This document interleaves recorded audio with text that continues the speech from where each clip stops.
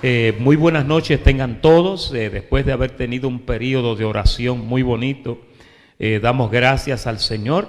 Hoy comenzamos el volumen número 10. Volumen número 10. Parece mentira, pero ya han pasado 108 estudios documentados, más los estudios que no han estado registrados en los volúmenes. Le doy gracias a Dios porque este es un ministerio de instrucción donde aprendemos la palabra del Señor y donde el Señor nos capacita por medio de su palabra. Si hay alguien que no tiene un panfleto de instrucción, nuestro hermano Moisés los tiene por ahí para que usted se apropie de uno de ellos. Bien, bienvenidos a la primera carta pastoral de Pablo a Timoteo. Le decimos cartas pastorales porque las cartas de Timoteo, la primera y la segunda, y la carta de Pablo a Tito, muchos de los exégetas las han denominado las cartas pastorales. Fueron cartas enviadas a un pastor de una iglesia. Y esta carta a Timoteo, como todos sabemos, Timoteo era un joven pastor a quien Pablo reconocía como uno de sus mejores ministros debido a su proceder ante la iglesia de Jesucristo. En cierta ocasión, Pablo, hablándole a una de las iglesias, le dijo: no tengo a uno como Timoteo, a ninguno tengo como Timoteo, que se interese por vosotros como me intereso yo.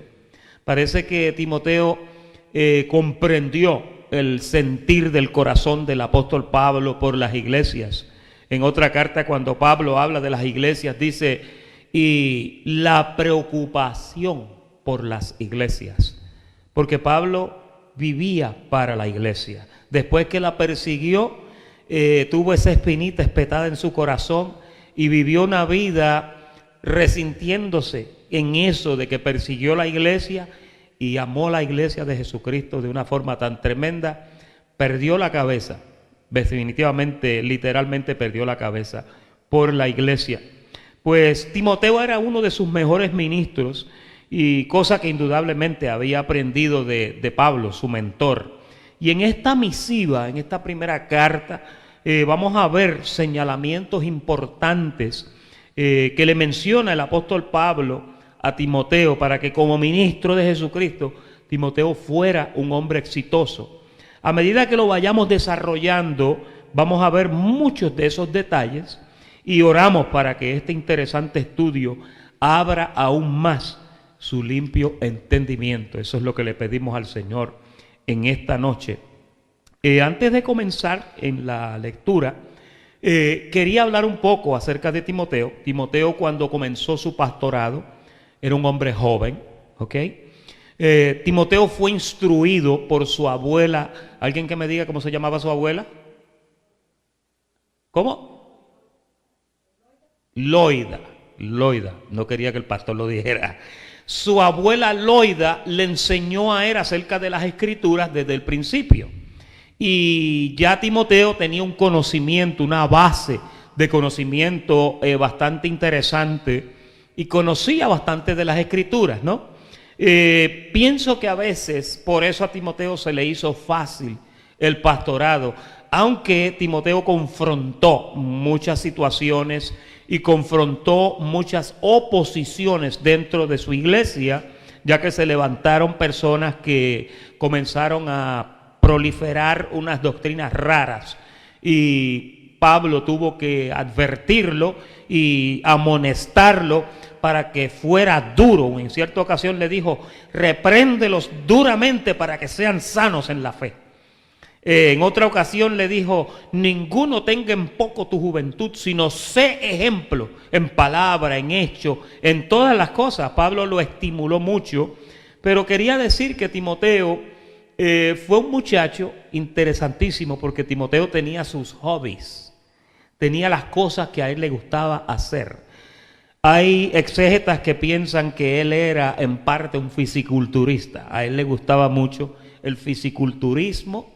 Posiblemente le encantaba el ejercicio corporal con el cuerpo. Quizás Timoteo era una de esas personas que cuando andaba usted le veía sus polleros, a lo mejor, no sabemos.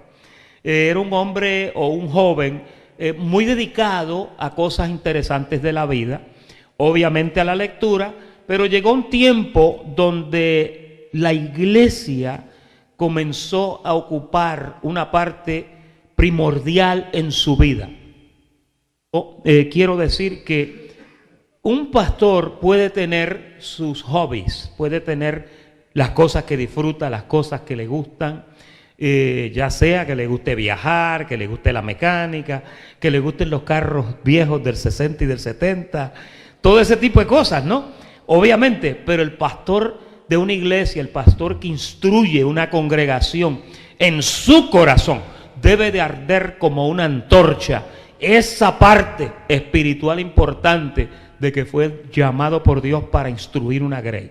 Eso no puede tomar un segundo ni un tercer lugar. Los hobbies, la música clásica y todas las cosas que le guste a ese pastor o a ese maestro van después del cuidado de los santos en el Señor. Y Timoteo era una de esas personas. Ahora, en su panfleto, decimos ahí iniciando que todo en la vida tiene su historia, todo en la vida tiene su génesis, y aunque nosotros tenemos la bendición de tener agrupadas todas las cartas que Pablo escribió, esas cartas tuvieron que ser parte de la historia con todas sus vicisitudes, con problemas, con críticas literarias y con otros contratiempos. Mire, hermanos, en este mismo siglo XXI en el que estamos viviendo, año 2016, parecería mentira y hasta algo hereje que casi todas las cartas de Pablo hayan tenido que pasar por unas pruebas increíbles antes de llegar a ser aceptadas como escrituras de la pluma paulina. Usted las tiene ahí aglomeraditas todas en su Biblia. Es muy posible que usted tenga una Reina Valera del 60, que es una Biblia prácticamente y básicamente con preparación católica, de nuestros hermanos católicos, ¿no? Pero obviamente es un buen texto, el texto de 1960, en la mayoría de ustedes eso es lo que están leyendo. Y quizá usted tiene una versión de las revisadas, pero esa compilación de todas esas cartas, mire, para eso se derramó sangre, se derramó sudor, para eso se hicieron unas reseñas, para eso hubieron concilios, para eso hubieron reuniones pero infinitas de púnditos y de exégetas y de maestros y de estudiosos que finalmente tomaron en la decisión de compilar 66 libros para ver la Biblia que usted tiene. Si usted tiene una Biblia católica, usted va a tener también otro set de libros que se llaman los libros apócrifos, y esos libros apócrifos, ahí hay 5 libros más, creo que son Paralipómenos, Judith, Baruch, Macabeo, primera y segunda Macabeo, etcétera, ¿no? Que son libros muy buenos porque son libros de historia. No sé cuántos aquí han leído los libros apócrifos de la iglesia de nuestros hermanos católicos. Interesantísimos. Se parecen un poquito a crónicas, ¿verdad? Ahora, para todas estas cosas, el término que se les da a algunos escritos llamados cartas pastorales, como dije al principio. Estas cartas incluyen las 2 epístolas de Pablo a Timoteo y la carta a Tito. Esto en realidad de que se le llama cartas pastorales no es bíblico, ¿ok? No es bíblico, sencillamente lo hemos entendido así porque vemos que Pablo se lo refirió y se las dirigió a estas personas que estaban a cargo de iglesia. Estas 3 cartas, hermanos, difieren considerablemente de otras cartas y escritos que son atribuidos al apóstol Pablo. La razón es bien sencilla. Fueron escritas en forma personal a individuos y tenían un carácter predominantemente pastoral. Por eso es que se llegó a esa conclusión y se le llama las epístolas pastorales. Si usted le quiere llamar a las epístolas pastorales, yo como su maestro no tengo problemas con eso. Yo también le llamo las epístolas pastorales, las cartas pastorales, ¿ok?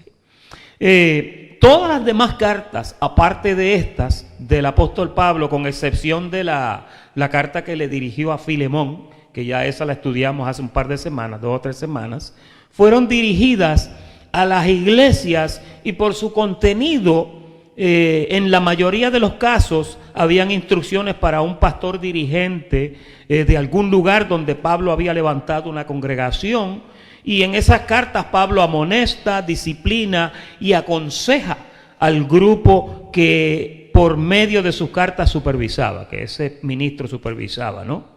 En cambio, las llamadas cartas pastorales están dirigidas exclusivamente a los pastores. Es decir, que cuando leamos la carta de Timoteo, primera y segunda, y cuando leamos la carta de Tito, siempre lleve presente que es una carta que el apóstol la está dirigiendo a un líder de una congregación. Y el punto de vista que esa carta va ilustrando es un punto de vista pastoral, ¿ok? No es un punto de vista de la feligresía. Por eso que usted va a ver cosas ahí que sencillamente no le aplican a un feligrés, sino a un pastor de una feligresía. Esto es bien importante por causa de que a veces, cuando se lee primera y segunda de Timoteo, hay unas verdades ahí aplicativas pastoralmente, y obviamente hay otras que sí se pueden utilizar en una forma versátil. Se pueden utilizar de una u otra forma, ¿ok? Bien. Estas cartas además no son un manual de teología pastoral. Hay exégetas que han dicho o han utilizado y se han escrito sin número de libros. Si usted va a una biblioteca o a una librería a comprar, usted va a ver que hay pero miles de puntos de vista de la carta a este, de la carta al otro, de la carta al otro, porque son puntos de vista, ¿no? Ahora, esto no es un libro de teología pastoral que se puede aplicar en todo tipo de congregación por el hecho de que fueron escritas para un pastor específico con directrices igualmente específicas.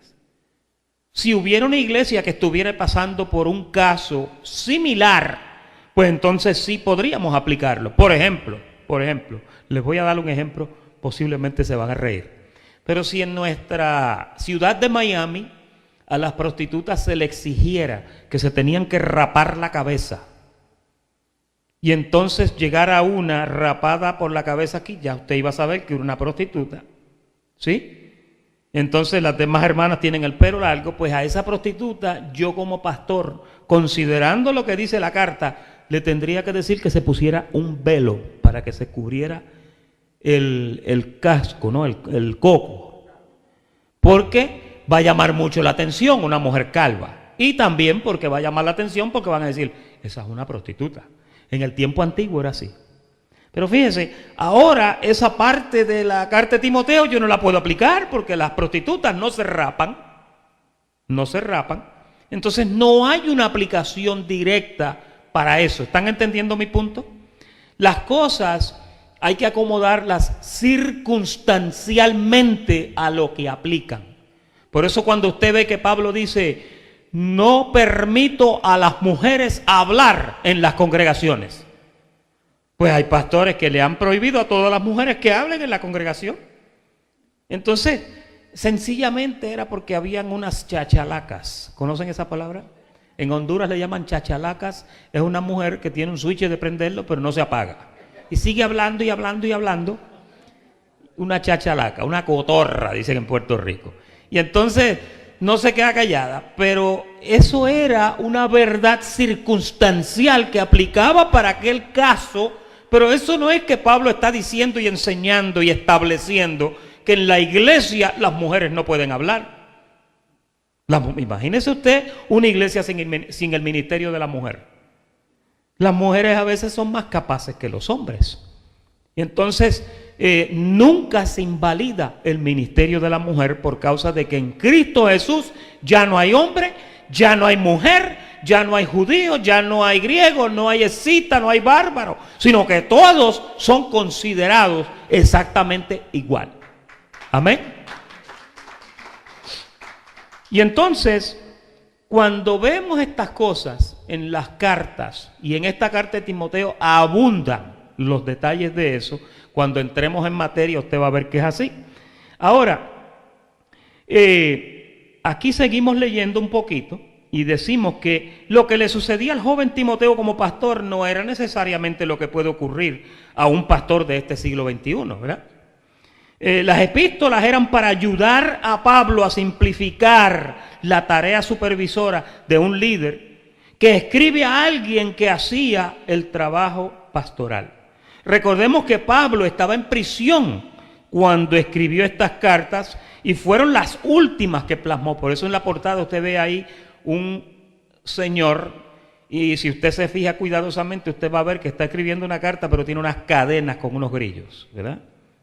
A Pablo lo tenían bien asegurado porque era como el Chapo, si le dabas una pulgada, se te escapaba por un túnel y se te iba. Y entonces él escribió estas cartas de una prisión, ¿no? Pero no aplican las cosas de un siglo a otro. Estamos hablando, ¿cuánto?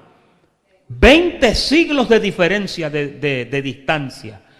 La tecnología, la idiosincrasia, la historia, la ley, todas las costumbres, todo ha cambiado. Ya en este siglo la mujer no es lo que era en aquel tiempo. Ya en este siglo el gobierno no es lo que era en aquel tiempo, las leyes. Ahora estamos protegidos por unas leyes y especialmente en este país en que habitamos, que hay una democracia que nos protege a todos, ¿no? En el pasado no era así. En el pasado aquel levantaba el dedo y decía, mátenlos a todos, y allá iban y los mataban a todos. Ahora no se puede hacer eso, ¿verdad? Por lo menos en Estados Unidos. Entonces, esa diferencia básica entre las cartas es lo que provocó mucha discusión entre los eruditos y los exégetas bíblicos, que imputaron la negación de que esas 3 cartas hayan sido escritas por Pablo. Se ha puesto en cuestión. Muchas de las cartas paulinas se han puesto en cuestión y no se las han querido atribuir a él. Inclusive en el consejo le atribuyeron a Pablo una carta que en realidad no es de él, que esa la vamos a estudiar al final, ¿verdad? Que es la carta a los Hebreos. Ahora, la designación o calificación de cartas pastorales, a pesar de su evidencia interna de que sí eran dirigidas a un pastor, no fueron aplicadas a las cartas desde el principio cuando se tradujeron de los manuscritos más antiguos. Vaya oyendo esto ahora. En el siglo XVIII, un teólogo y filósofo católico italiano llamado Santo Tomás de Aquino fue quien le asignó a esos escritos de Pablo como pastorales. Pero no fue sino hasta 5 siglos después, en el siglo XVIII, que comenzó y se popularizó el léxico, las pastorales que les decían, así se llamaban, las pastorales. Para referirse a estas 3 cartas en cuestión, 1 y 2 de Timoteo y Tito. Sin embargo, no fue aceptada oficialmente esta idea hasta que un predicador y expositor bíblico, erudito, teólogo y poeta llamado Dean Alford, que era un inglés de Canterbury, este fue quien adoptó a los títulos de sus sermones paulinos, y eso fue en el año 1849, en las que conocemos desde el 1849 como cartas pastorales. Ahí es donde él dice, Pablo aconseja, advierte, exhorta y anima a sus hijos espirituales que llegaron a ser sus asistentes en el cuidado de las doctrinas, además de las tareas concernientes a las iglesias, como la enseñanza, el consejo y el evangelismo, porque todas esas cosas las tiene que hacer una iglesia. Una iglesia que no evangeliza se fosiliza, nos dijo el pastor Picón. Entonces, debido a la juventud de aquellos jóvenes ministros, Pablo tiene la necesidad de amonestarlos y de dirigirlos. Como dijimos, las cartas pastorales no se pueden utilizar como un manual de teología pastoral, porque no se pueden, son limitadas en cuanto al contenido teológico. Usted no va a encontrar mucho misterio en la carta de Timoteo, va a encontrar unos misterios poderosos. Alguien que me diga un misterio de los más poderosos que hay en la carta a Timoteo. 2 de Timoteo 3:16, ¿qué dice? Indiscutiblemente grande es el misterio de la piedad. Dios fue manifestado en carne. Eso es poderoso. O primera de Timoteo, segunda de Timoteo 2:19, cuando dice, el fundamento de Dios está firme. Conoce el Señor a los que son suyos. Predestinación. Entonces esas cosas son, ahí usted aprende a entresacar lo que son misterios doctrinales, lo que son verdades doctrinales, pero como hemos dicho durante las pasadas, verdades circunstanciales que posiblemente no aplican para este siglo XXI. ¿Estamos claros con eso?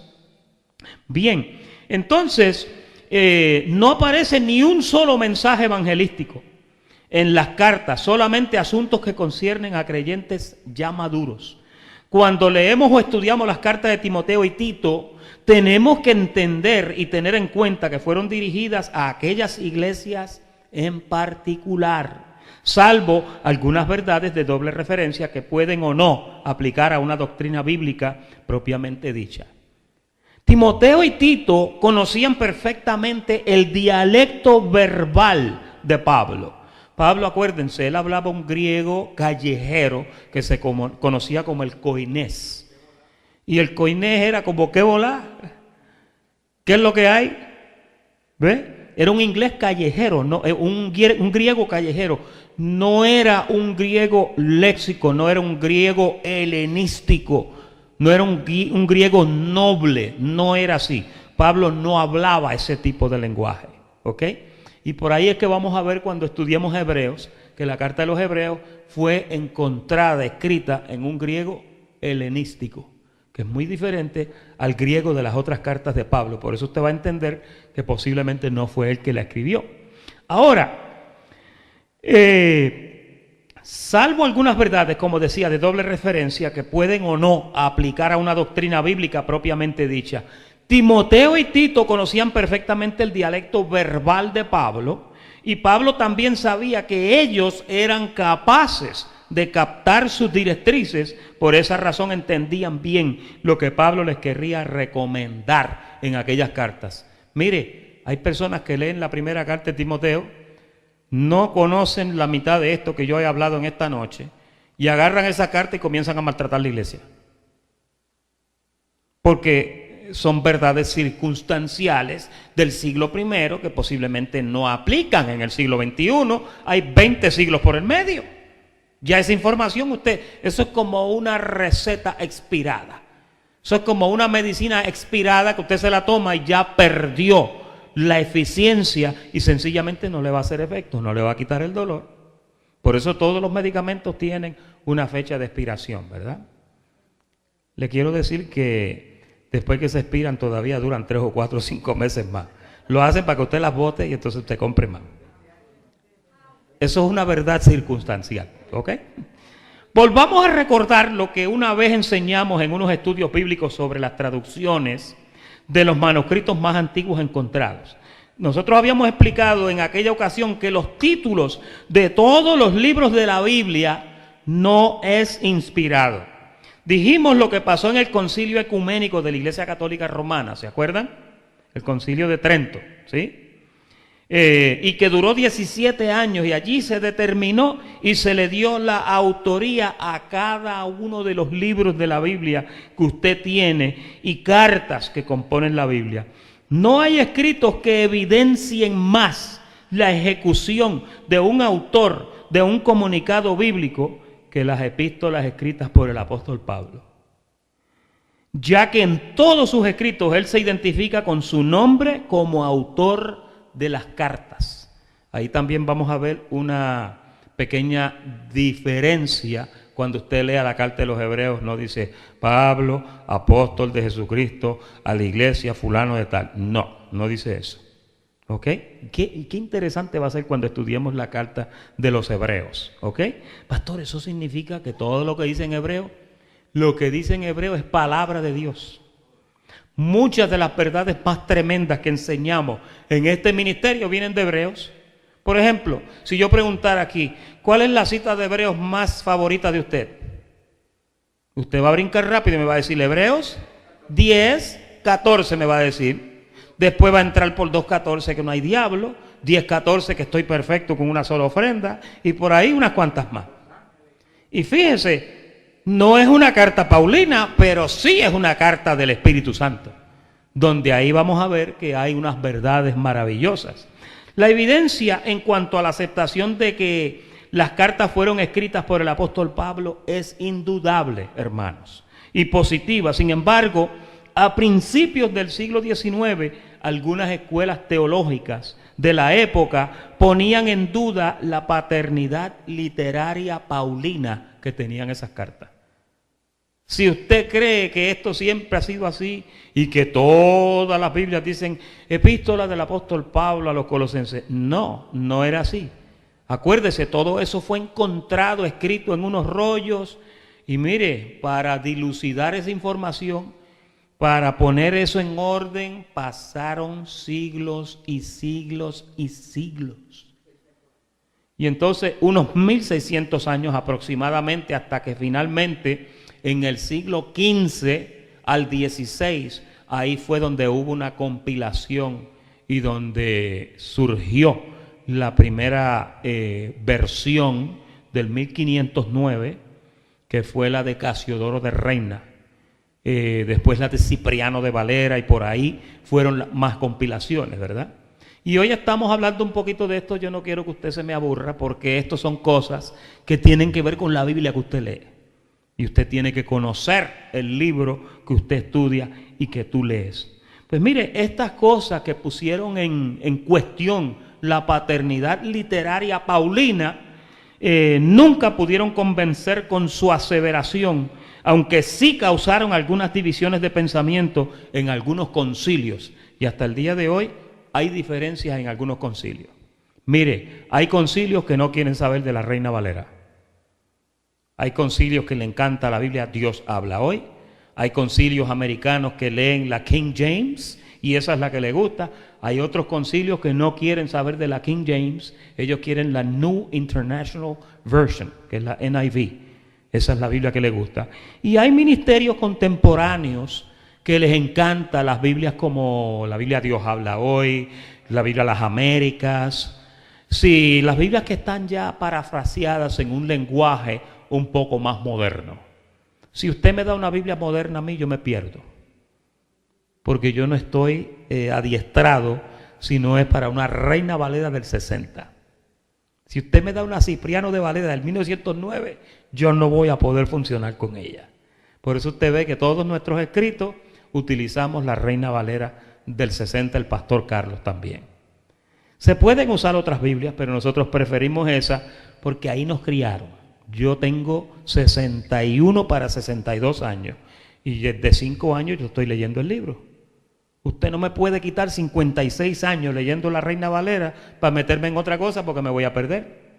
¿Ok? Ahora, hoy mismo, noviembre del 2016, ya hay algunas corrientes de creyentes que militaron en congregaciones de gracia. Esto está pasando ahora mismo, que dicen que lo que Pablo enseñó fue un cuento. Gente que se ha sentado aquí, que lo que Pablo enseñó fue un cuento, que él no sabía lo que decía, que estaba totalmente errado, y que eso de fuerza de que enseñó la venida del Señor no puede ser, porque ya eso sucedió. Hay ministerios que dicen que ya Cristo vino. Usted de tonto aquí esperándolo. Y yo. ¿Cuánto le esperan? Mire, si a mí me quitan eso, para la playa me voy. Me voy para España o para la playa. Pero yo no voy a estar, si no espero la venida del Señor. ¿Qué esperanza tiene usted si no esperamos la venida del Señor, verdad? Yo la espero. ¿Te atreves a decir eso conmigo? Yo la espero. Amén.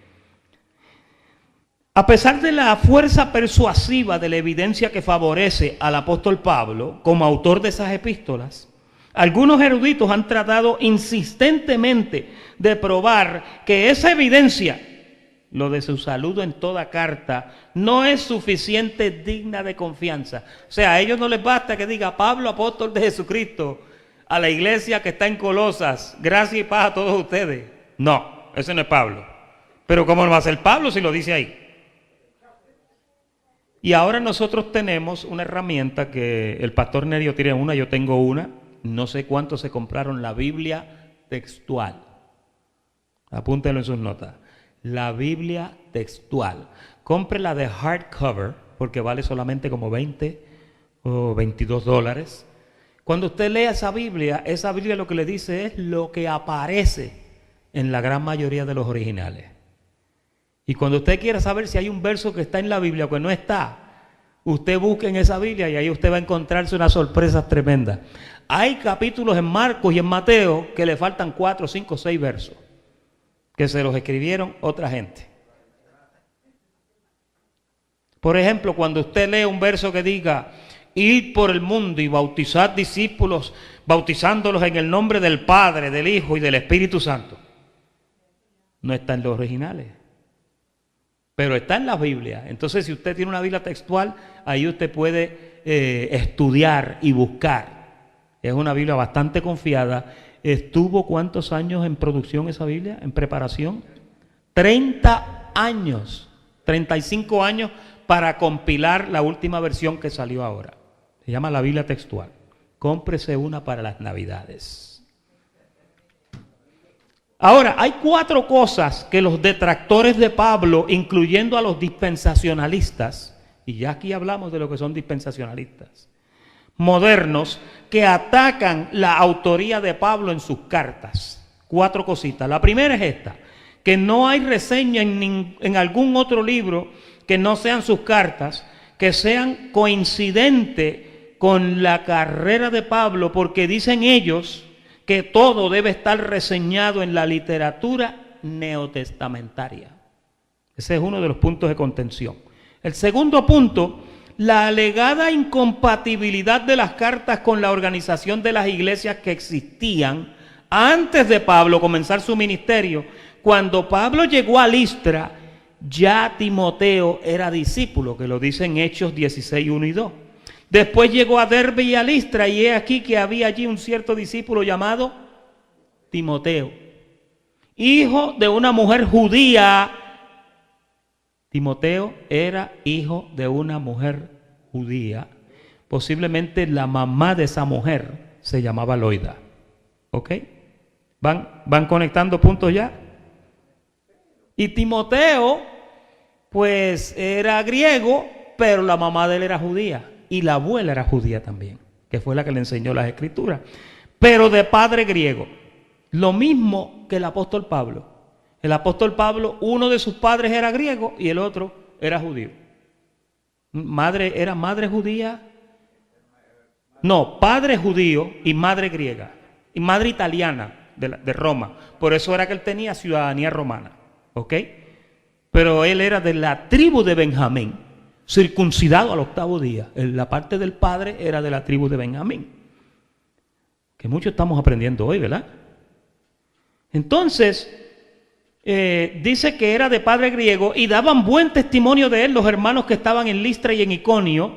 Quiso Pablo que éste fuese con él y tomándole, le circuncidó por causa de los judíos que había en aquellos lugares, porque todos sabían que su padre era griego, pero todavía no había dejado el judaísmo, y cuando encontró al joven griego y aún no siendo judío, Pablo lo circuncidó. Hechos 16:3. Quiso Pablo que éste fuese con él y tomándole le circuncidó por causa de los judíos que había en aquellos lugares, porque todos sabían que su padre era griego. Fíjense. Entonces, ahora yo quiero que usted ubique esto, porque la carta a Timoteo es una carta a un joven de padre griego, de madre judía y de abuela judía, que le enseñó los libros proféticos de la Escritura a Timoteo. Vaya viendo eso. Entonces ahora se encuentra con Pablo. Pablo lo circuncida y le explica, porque Pablo no era un apóstol de la circuncisión circuncidando a todos los que venían a su iglesia. Por causa de los judíos lo hizo para que pudiera entrar. ¿A quién fue otro que circuncidaron también que no era judío? ¿Otro? Tito, ¿sí? También, ¿verdad? Que lo dice. Y Tito, que sin ser judío, fue circuncidado, fue obligado a circuncidarse. Lo obligaron, imagínense. Si no, no podía entrar, que eran los 2 pastores de las 3 cartas pastorales. Ahora, los énfasis doctrinales de las pastorales en las que hace énfasis difieren radicalmente de las enseñanzas paulinas en sus cartas. Las diferencias del vocabulario para dirigirse a la iglesia son bien marcadas. Las otras epístolas que son no pastorales. Yo no tengo problema con eso tampoco, que dicen, ok, estas son las epístolas no pastorales y la epístola de Timoteo 1 y 2 y la de Tito son cartas pastorales. Ustedes no tienen problema con eso tampoco, ¿verdad? Sencillamente cuando las leamos, llevemos presente que son cartas dirigidas a dos hombres que dirigieron iglesias para Pablo, ¿ok? Ahora, finalizando, el primero de estos argumentos es histórico porque no hay manera de acomodar estas tres cartas en lo poco que se conoce de la biografía de Pablo. El único conocimiento que está registrado y que tenemos en su carrera ministerial descansa en gran parte en el tratado de Lucas a Teófilo, que es el libro de los Hechos. Ahí es que usted ve con validez toda la historia del apóstol Pablo. Lucas documentó desde que mataron a Esteban y pusieron las ropas sobre los brazos de un joven llamado Saulo, hasta que Saulo se encontró camino a Damasco con el Señor y hasta que finalmente terminó su carrera y fue muerto por Nerón en el año 67 por ahí. Ya la historia de la iglesia cristiana había comenzado cuando Pablo apareció en el panorama. Pedro ya llevaba años evangelizando y Pedro fue un apóstol de la circuncisión y obviamente las iglesias que Pedro levantaba estaban influenciadas por el judaísmo porque Pedro era judío. Eso se puede entender, ¿verdad? Venían gentiles y Pedro obligaba a muchos de los gentiles a judaizar cuando llegaban a su iglesia. Sin embargo, los discípulos de Santiago, había veces que venían, Pablo relata eso en Gálatas, dice que Pedro comía jamón y queso y pan con lechón con los gentiles, pero cuando venían los de Santiago dice que se retraía y se escondía para que no le fueran a decir nada, pero Pedro era un hipócrita. Y cuando Pablo lo vio, Pablo dijo, ya yo vi que este no andaba rectamente conforme a la verdad del evangelio, y le tuvo que decir a Pedro, tú estás de condenar, tú no puedes hacer eso, tú no puedes obligar a los gentiles a judaizar, a los gentiles a judaizar, no puedes hacerlo. Es decir, que en resumidas cuentas y cerrando, la iglesia que Pablo levanta, la iglesia que Pablo instruye y la iglesia que Pablo enseña es una iglesia libre de rudimentos, libre de enseñanzas judaicas, libre de símbolos, libre de bebidas, de comidas, de días de fiesta. Pablo no metió eso en sus iglesias. Y eso es importante que nosotros como creyentes gentiles lo entendamos, porque hasta el día de hoy todavía usted se puede meter a una iglesia donde lo sienten frente a una copita de vino y un pedacito de pan diciéndole que ese es el cuerpo de Jesucristo y que se coma el de esto y que si usted está mal y está en pecado no se lo coma porque se lo lleva el diablo.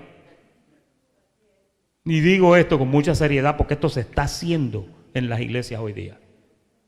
Entonces, por esa razón, ya con esta introducción, cuando entremos en materia en la carta de Timoteo, ahí vamos a ver muchas verdades fundamentales que tienen que ver con lo que es pastorear una iglesia, instruir una iglesia y cuidar a una iglesia.